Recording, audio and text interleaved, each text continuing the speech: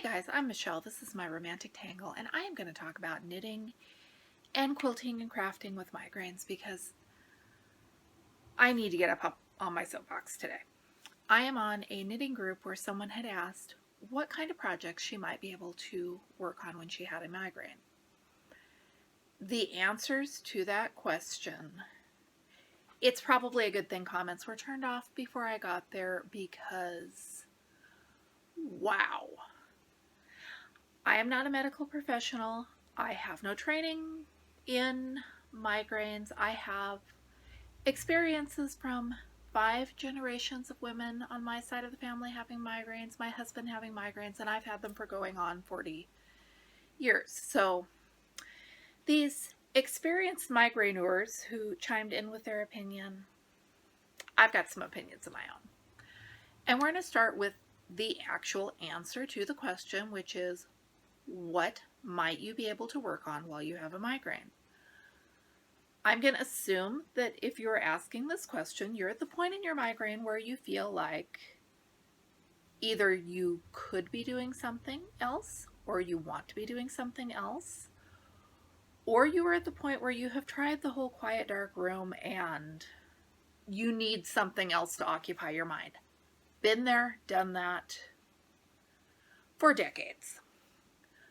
I tend, and I do not have anywhere near the migraines I used to have, thank God. Apparently, getting rid of the lining of my uterus was the secret to that. I don't recommend it, unless you have other circumstances that make it an absolute necessity. But it was an unexpected happy side effect.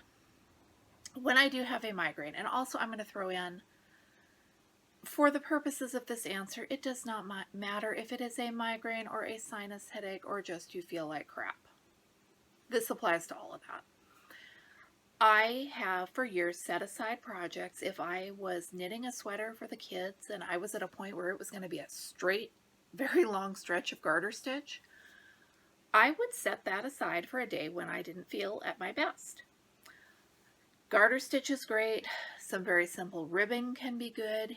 Anything where you do not have to count or carefully look at every stitch. Anything where you're not going to go back later and be angry with yourself because you have a stitch that doesn't look as great as the others. Don't do your state fair entry while you're feeling sick. Low stakes stuff where the finished product is not critical. I've whip stitched the binding on quilts. Basically, the mindless, easy stuff is what I would suggest that you work on when you're not feeling good, if you feel good enough to work on something. And there are days, yesterday was one of them for me, that I could have knit the ribbing on my sock. I probably could have done the gridding on my big cross stitch projects I'm getting ready to start them in. I feel so much better today, but I am still not 100%. And I didn't push myself hard enough to do that stuff. I wasted a lot of time doing other things.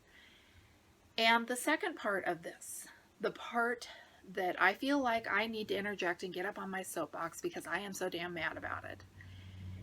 The people who say, if you're thinking about knitting, you don't have a real migraine. If you can post and ask questions, you don't have a real migraine. Not all migraines hurt. Not all migraines are the same, and this is not a competition of who hurts the worst. And I think that having other people tell me what a migraine was or was not may be part of what led to my migraines were not properly treated for decades. I called my doctor one afternoon and I was probably, if I was bad enough to call the doctor for help, I was probably in the midst of a migraine where the emergency room might have been a valid option. I've never been to the ER for a migraine because I've had ER-worthy migraines, but I didn't know at the time that you could go to the ER and that they would help you with your migraine. And I hope that I never have another of those. maybe I'm probably filming this, I'm going to jinx myself into getting one. They told me to take 3 Advil. And I thought for a long time that that's what they said to do. That was my only option. Later on, I progressed to, I have the fun migraines that mimic stroke symptoms. Thank God I do not have a lot of them. They are maybe once or twice a year if I'm lucky. Like I said, I'm going to jinx myself making this video. Probably in my next FlossTube update, I'll be saying that I shouldn't have done this. My arm will go numb. My arm will go numb from my fingertips up to the middle of my jawline. And I'm not talking a little tingly. I'm talking like feeling like the dentist has injected me with Novocaine. I lose my speech. I get aphasia, which if you have seen the video of the reporter who had it happen to her on the red carpet, yeah, that's what I do. It is terrifying. It took me, I do not know how many visits to how many doctors, because it was infrequent, so I guess that made it harder to diagnose. And I was told it was my imagination. I was told to call back if the numbness in my arm happened again, and then I was told that I'd been leaning on it and it fell asleep, and basically I was just being dumb. I don't know what the instigating event was. I finally went to a neurologist, and yeah, that's migraines, and I have better options to treat them now. Thank God. I hope that none of you have that, not because I'm playing the game of my migraine is worse than your migraine, but because I wouldn't wish those on anybody. I wouldn't wish the really painful migraines on anybody. I wouldn't wish sinus headaches on anybody. So please don't gatekeep migraines or symptoms, because what you are saying could keep someone from getting the help that they need. And if you have migraines and they are really scary migraines, maybe do go see a neurologist, and if you can, and make sure that your symptoms are in fact the migraines. I had a slew of them in 1 week a few years back, and went to the new neurologist, just convinced I was dying. She tells me they're not dangerous, but if I took too much of my migraine medication, that would be dangerous. So it was basically just suffer through them. And fortunately, whatever instigated all of those went away, and I don't do that anymore. Again, thank God.